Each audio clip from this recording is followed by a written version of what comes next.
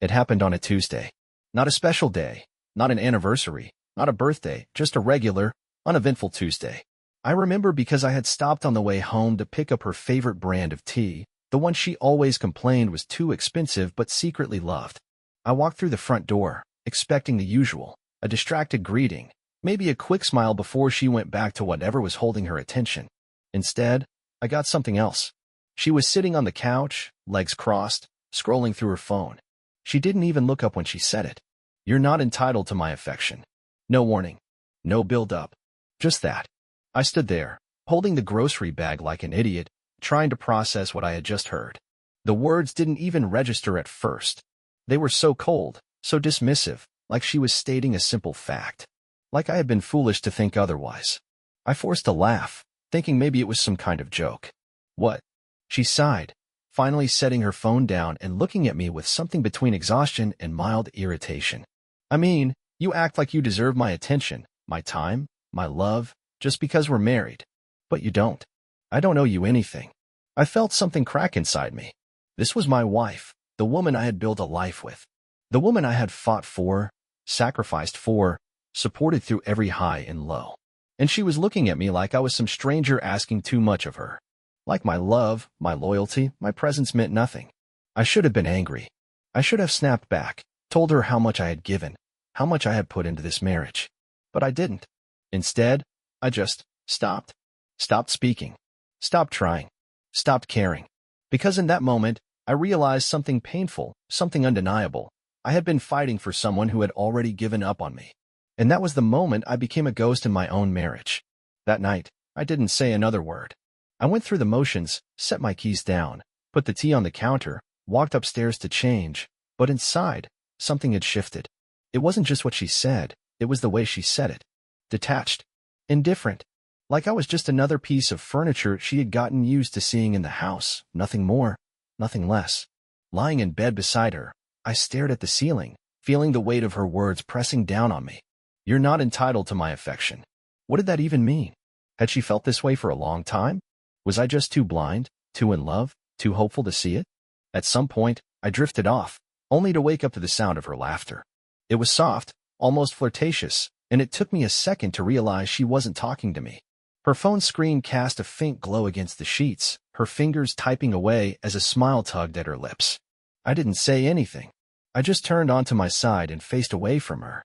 That became a pattern. The next few days, I stopped trying.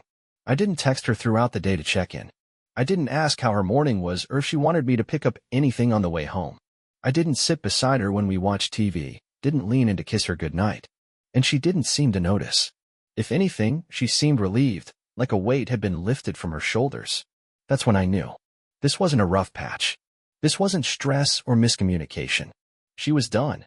She had checked out long before she ever said those words. And maybe, just maybe, there was someone else. I started paying attention in ways I hadn't before. The late-night texts, the sudden interest in her appearance, the way she'd hum to herself after spending hours on her phone. She was happy, lighter, but not because of me. One evening, I sat at the kitchen table, watching her from across the room. She was scrolling again, smiling at something on her screen. I cleared my throat. "You working late tonight?" She barely glanced up. "No, I have plans." Plans. She didn't elaborate. She didn't offer an explanation. Just plans. And that was all I needed to hear.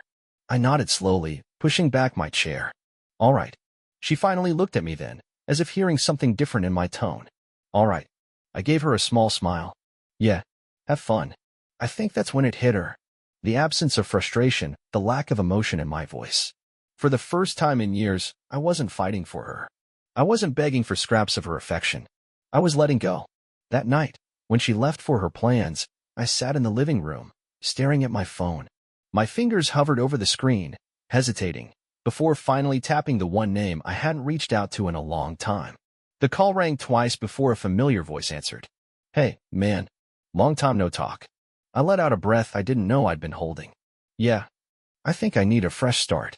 And just like that, the wheels were in motion. I never used to be a man of silence. I always believed in talking things through, working on problems, fighting for what mattered. But when someone shows you they don't care anymore, words become meaningless. My wife had already made up her mind, even if she never said it outright. Her late nights, her secret plans, her indifference, she had left me long before I ever thought about leaving her. The only difference was, she was still physically here. But not for long. The night she went out for her so-called plans, I sat in the living room, phone in hand, staring at the contact I had just called. It had been over a year since I last reached out to Owen. He was an old friend, someone I had lost touch with after I got married, after I became too busy trying to keep everything together. Owen had always told me I put too much into a woman who gave too little, but I refused to listen back then. I didn't want to believe I had made a mistake. But now, with the house feeling emptier than ever, I knew he had been right. When he picked up, there was a hesitation in his voice. "Man, I was starting to think you moved to another planet." I let out a dry chuckle, rubbing a hand over my face. Felt like it. A beat of silence. Then, "It's about her, isn't it?" I didn't have to say her name. He knew. Everyone knew. I had spent years defending my marriage, making excuses for her coldness, acting like things weren't as bad as they seemed. But Owen had always seen through it. "She checked out," I admitted, finally saying the words out loud. "And I'm done chasing after someone who doesn't want to be caught." "About damn time," he muttered. "What's the plan?" That was the part one hadn't figured out yet. I had spent so long being the man who held everything together, the one who fought to keep the marriage alive, that I never considered what it would mean to walk away. But I wasn't going to sit around and let her be the one to decide how this ended. "I need to get out," I said, more to myself than to him. "I need to stop wasting my time on someone who doesn't want me." He exhaled. "Then stop. Pack your stuff. Come crash at my place for a while. Get some space." I hadn't thought about leaving first. In my head, I always imagined her being the one to walk away, making some dramatic exit when she finally found whatever or whoever she was looking for. But maybe that's exactly what she was waiting for me to stay right where I was, waiting, while she slowly slipped further and further away. Maybe it was time to change that. That night, while she was gone, I grabbed a suitcase. It felt strange, packing up my own things like a guest in my own home. But with every folded shirt, every pair of shoes tucked away, the weight on my chest started to lift. I wasn't running away. I was choosing myself for the first time in years. When she came home hours later, she barely noticed the half-empty closet. She didn't ask why my keys were missing from the hook, why my shoes weren't by the door. She just climbed into bed, sighed like she had a long, exhausting night, and turned off the light without a word. She didn't care that I had started to disappear. But soon she would. Because for the first time, I wasn't waiting for her to decide if I was worth it. I was making that choice for myself. I left before sunrise. Not because I was afraid of confrontation, I had simply lost the energy to care. There was nothing left to fight for. The version of my wife I had loved, the woman I had once admired, was long gone. I wasn't leaving her. She had already left me in every way that mattered. The house was quiet as I carried my bags to the car. I took one last look around before closing the door behind me, sealing off years of effort, sacrifice, and hope. I wasn't bitter. I wasn't even angry. I was just done. Owen met me at his apartment with a knowing look. "You look like a man who just woke up from a coma." I let out a breath I didn't realize I was holding. "That's exactly how it feels." He clapped a hand on my shoulder and let me inside. It wasn't a fancy place, just a two-bedroom apartment with a couch that had seen better days, but for the first time in years, I felt like I could breathe. I sat down, rubbing a hand over my face as the reality of it all sank in. "So, what now?" Owen asked, handing me a beer. I took a sip, letting the cold burn my throat before answering. "Now?" I let her figure it out. And she did. Faster than I expected. The first message came around noon. Just a simple, "Where are you?" I didn't respond. Then another, "Did you take your stuff?" Still, I ignored it. By evening, the messages had turned into calls. I watched my phone light up on the coffee table, her name flashing across the screen like an alarm I had no interest in answering. Owen raised an eyebrow, amused. "She didn't even notice you leaving, but now she's acting like you disappeared off the face of the earth?" I smirked, leaning back. Guess she thought I'd always be there. I let the calls go unanswered. By nightfall, she sent the first real message that actually meant something. "Are you okay?" That was the one that almost made me laugh. Was I okay? No? After years of being treated like an afterthought, after realizing that she had checked out long before I did, I was better than okay. I put my phone down and went to bed. But the real wake-up call came the next morning. I was in the kitchen, making coffee, when Owen walked in holding my phone. "Dude, you might want to see this." I took the phone and saw the text that finally made me pause. I think we should talk. For the first time, she wasn't acting indifferent. She wasn't ignoring me. She wasn't brushing me off like an inconvenience. She was realizing I was gone.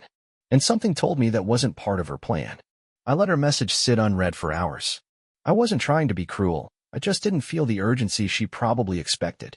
For years, I had been the one chasing, the one trying to mend cracks that weren't mine to fix. Now, I was simply letting things fall where they may. And the weight I once carried? It wasn't mine to hold anymore. But I wasn't naive. This wasn't some grand realization for her. It wasn't regret. If she truly valued our marriage, she wouldn't have needed my absence to finally notice me. No, this was something else. Something deeper. And if I knew her like I thought I did, she wasn't reaching out because she missed me, she was reaching out because she was losing control. I went about my day as if nothing had changed. I had breakfast with Owen, we went to the gym, grabbed lunch, and even took a walk through the city just to clear my head. And all the while, my phone kept buzzing. Text after text. Call after call. By the time we got back to the apartment, Owen leaned against the counter, smirking as he scrolled through his own phone. You ready to face the music? I sat down, finally unlocking my phone. The unread messages were piling up. We need to talk. Why aren't you answering? I don't understand what you're doing. At least tell me where you are. I took a deep breath and typed the first words I had sent her in 2 days. What do you want? It didn't take her long to reply. I want to talk. About us. That was new. Us hadn't been a topic of conversation in a long time. Us was something I had tried to hold on to while she drifted away. Now, she wanted to talk? I wasn't convinced. I stared at the message, considering my next move. Then, before I could think too hard about it, I called her. She picked up on the first ring. Where are you? No hello. No softness. Just urgency. I leaned back in my chair, keeping my voice even. Why does it matter? A pause. Because you just left. I laughed, shaking my head. No, I didn't. I've been leaving for a long time. You just noticed. Silence. I could picture her sitting there, gripping her phone, searching for the right words. That's not fair. Fair. I repeated, raising an eyebrow. You think fairness is me giving you my time, my love, my loyalty, while you treat me like a backup plan? You think fairness is me standing still while you decide if I'm worth your attention? She exhaled sharply. You're making this into something it's not. I let the silence stretch between us, waiting. And then she said it, the real reason for her sudden interest. I don't understand why you're doing this now. Now. Not why I left. Not what went wrong. Just, why now? Because she thought I'd always be there. Because she never believed I'd walk away. Because she assumed I would tolerate being unloved as long as she let me stay close enough to hope for more. I ran a hand through my hair, letting out a slow breath. You don't get it, do you? What? I'm not doing anything, I said. I just stopped waiting for you to love me. Silence. I could almost hear the shift in her breathing, the way her mind scrambled for a response. But there was nothing left to say. After a long pause, she muttered, so that's it. I thought about everything I had given her, everything I had sacrificed, and how easily she had dismissed me until now. And then I realized, this wasn't sadness in her voice. It wasn't even regret. It was panic. Panic that she had lost her safety net. Panic that she had pushed too far. Panic that, for the first time, she wasn't in control of how this played out. And that was the moment I knew. She never expected me to leave. But she sure as hell wasn't ready for what came next. I ended the call without another word. There was nothing left to explain, no reason to keep dragging myself through the same endless cycle. If she wanted to understand, she would have to do it without me spelling it out for her. Owen watched from the couch, his eyes narrowing as I tossed my phone onto the table. She finally feeling it? I sighed, running a hand through my hair. Not regret. Not loss. Just panic. He nodded like he expected that answer. Because she never thought you'd actually leave. And that was the truth. She had never considered the possibility that I could be the one to step away. In her mind, she was the one in control. The one who decided how much I was allowed to have, how much I was worth. She had spent years holding the power in our relationship, knowing I would always fight to keep things together. But what happens when the person you've been dismissing suddenly stops playing by your rules? The next morning, the calls started again. I ignored them. I went for a run, showered, and made breakfast, all while watching my phone light up like an emergency siren. She wasn't used to being ignored. She was used to me answering on the first ring, Desperate for any breadcrumb of attention she was willing to toss my way. Now, she was the one waiting. By noon, she switched tactics. The messages softened. I think we need to talk in person. This isn't how I wanted things to go. I just need to see you. She was playing the long game now, shifting from cold indifference to carefully calculated concern. But I wasn't biting. Not yet. Owen leaned against the counter, glancing at my phone as another message popped up. You planning to respond? I smirked, shaking my head. Let her sit with it. Because that's what she had done to me.